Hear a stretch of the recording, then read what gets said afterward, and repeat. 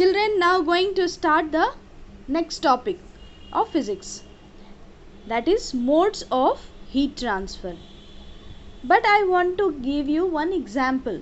After that it will be clear the concept. Okay, suppose I want to distribute apples to each of the student of our class. Okay, so there are some different ways. I give the apple to first student of a row, who keeps one apple with himself and passes rest of them on the second one. Then second student in the same way keep one apple with himself and passes the rest of them on the third, and so on till an apple has reached the last student. Okay, now second way, he can ask or I can ask, any teacher can ask or I can ask each student to come to me and one by one along one path take an apple and return to your seat through the other path. This is the second way. And the third way, I will throw the apples towards each student and I will ask to catch them. Okay student, so there are the three ways. Like that in modes of heat transfer. Similarly, there are the three modes of heat transfer. First is conduction, second is convection, third is radiation. Okay, you can see here conduction needs three medium: solid, liquid and gas. Convection needs two medium only: liquid and gas, convection. And radiation, no need, there is no medium required in radiation. Okay, so one by one I'll explain it. First of all, you understand conduction. What is conduction? Okay, so now conduction is analogous to the first method of distribution of apples. Convection is analogous to the second method of distribution of apples, and radiation is analogous to the third method of distribution of apple. So the heat transfer of heat by conduction takes place mainly in solid, liquid and gas. Okay, the transfer of heat by convection occurs only liquid and gases, and radiation requires no medium. Clear? So conduction, you can do one activity. See in book. Take an iron rod and place one of its end on the flame of a candle. After some time, you will observe that the other end of the rod with which you are holding it also becomes hot. A little later, the rod becomes so hot that you cannot hold it with bare hand. Okay, you can apply in daily life. You must have seen in daily life. This happens because the heat gets transferred from the flame of the candle to the end of the iron rod in contact and then to the other end of the rod. So this process, the process of heat transfer from one body to at a higher temperature to a body at a lower temperature, when both are in direct contact with each other, is called conduction. So when it is the transfer of heat from one point to the, it will reaches till at the end point, that is the transfer of heat, and we cannot hold this hot object with a bare hand. That's why we are taking, you must have seen in our daily utensil, saucepan, kadhai, frying pan, all having holding hand is made up of ebonite, that is that plastic, so that it will prevent us from burning. Okay children, so you understood this method, conduction. So this is it takes place within a body, and between bodies in contact with each other, it stops when the bodies attain the same temperature. So this is the transfer of heat by conduction takes place in all the states of matter: solid, liquid and gas. Okay, now one more activity given. You read this 5.9 You will understand and you can observe. Okay, now what is, I want to ask, what is, children, conductor and insulator?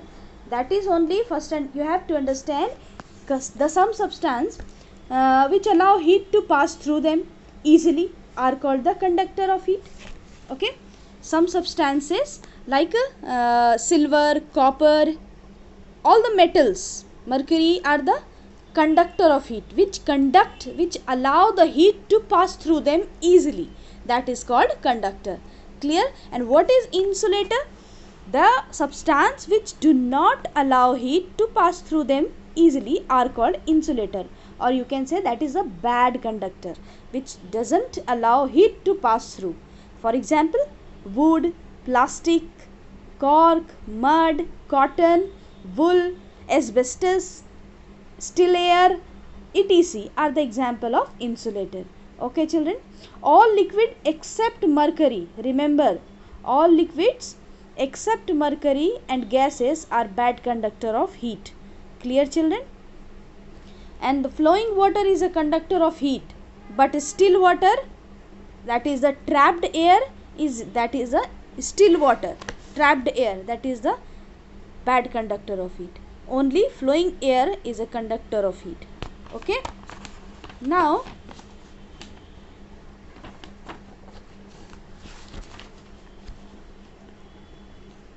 some activity given in your book, good conductor, bad conductor. Application also you must have noticed in daily life, some application of conductor and insulator in daily life.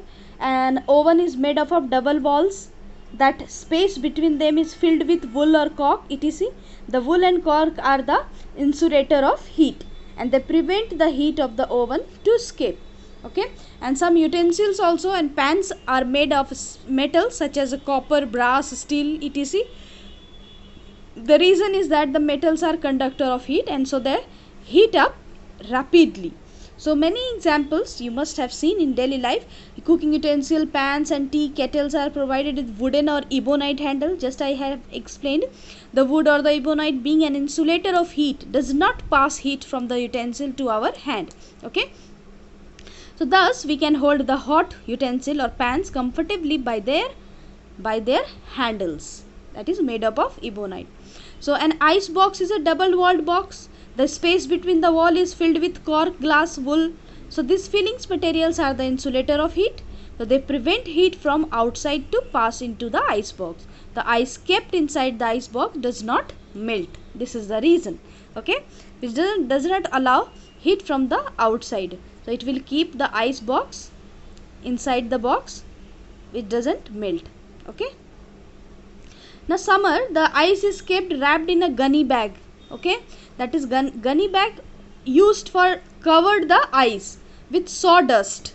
The air filled in the fine pores of the gunny bag or sawdust is the insulator of heat.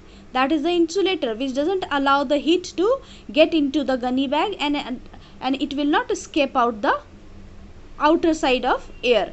So that is why air does not allow heat from outside to pass through it to the ice. That is the reason gunny bag used. The ice is prevented from the melting rapidly. Okay, we use wooden clothes in winter, children. Woolen clothes have fine pores which are filled with air. Okay, woolen clothes in winter, why we are using woolen clothes? Because wool and air are the insulator of heat, which prevents heat, trapped air inside the woolen cloth, and we will feel warm, and it doesn't allow to escape the air through it. That is why heat from our body does not escape through them, and they keep us warm. That is why woolen clothes in winter we are using. During very cold weather, the water pipes are covered with cotton. The cotton has air trapped in its fine pores. So the cotton and air are the insulator of heat. This is also insulator which prevent from the cold weather. They do not pass heat from water inside the pipes to the outside the atmosphere. The cotton prevents the water in the pipes from freezing. So many examples you read, it is given in your book, good conductor, bad conductors. Okay, this activity.